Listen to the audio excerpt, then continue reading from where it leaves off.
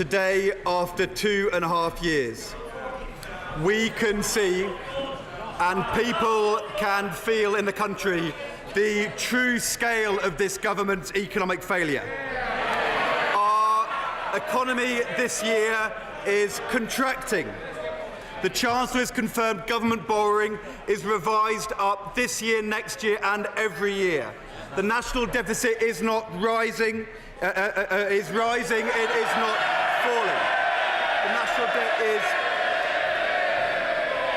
I'll say it again. Our economy is contracting this year. Government borrowing and the deficit is revised up this year, next year and every year. And the national debt is rising, it is not falling.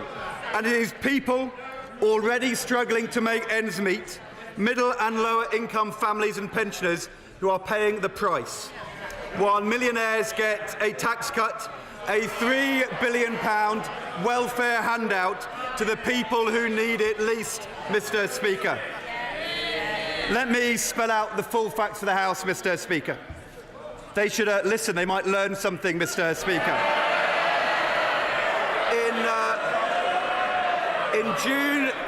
In June 2010, the Office for Budget Responsibility forecast our economy would grow by 2.8% this year.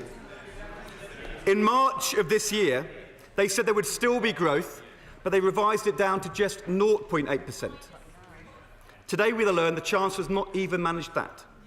Growth has not only been downgraded yet again, but he's confirmed, following the double-dip recession, that our economy is now forecast to actually contract inside this year by 0.1%.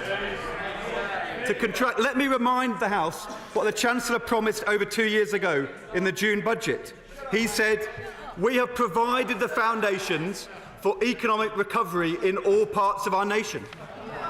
He said, "We have set the course for a balanced budget and falling national debt by the end of this Parliament." And he said, "The richest paying the most vulnerable protected." That was the promise, Mr. Speaker.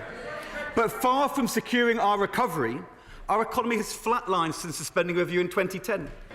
He's trying to claim it's not his fault, that no one could have foreseen it. What nonsense, Mr. Speaker. Because he was warned, Mr. Speaker. He was warned that a tough medium-term plan to cut the deficit, tax rises, spending cuts, pay restraint that every country had to put in place could only work if the government first put in place a plan for jobs and growth.